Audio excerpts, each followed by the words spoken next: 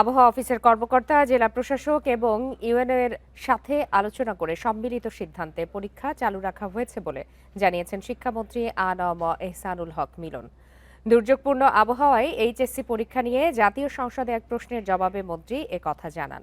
দুপুরে স্বতন্ত্র সংসদ সদস্য রুমিন ফারহানা জানতে চান, শিক্ষার্থীদের অনুরোধের পরও কেন পরীক্ষা পেছানো হলো না।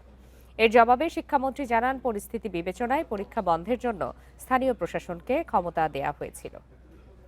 চট্টগ্রামে যখন এই ফ্লাড হলো তখন আমরা একে একে প্রথম রাঙ্গামাটি, বান্দরবন, পরে আমরা খাগড়াছড়ি এবং এরপরে আমরা চট্টগ্রাম পুরা বোর্ডের পরীক্ষা আমরা বন্ধ করে দিয়েছি। আমরা লক্ষ্য করেছিলাম বৃষ্টি হচ্ছিল এবং আমরা মনিটরিং করছিলাম। সেই সাথে মনিটরিংয়ের সময় আমরা 64টি জেলার এসপি এবং 8টি বিভাগীয় কমিশনার এবং প্রত্যেকটি বোর্ডের চেয়ারম্যান, ইউএনও সকলের সাথে আমরা কথা বলেছি এবং ওয়েদারম্যান আমরা ব্রডকাস্টিংয়ের জন্য তাদের সাথেও কথা বলেছি। তারা বলল যে বৃষ্টি হবে না, সেই কথাটি তারা বলেছে।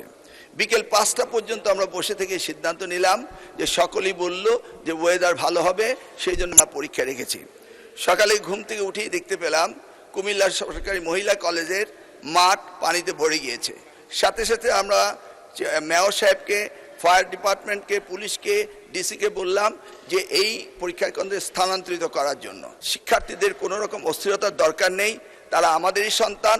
আমরা তাদেরকে কিভাবে পরীক্ষা নেওয়া যায়, কিভাবে তাদের রেজাল্ট ইমপ্রুভ করা যায়, সব কিছু আমরা দেখব।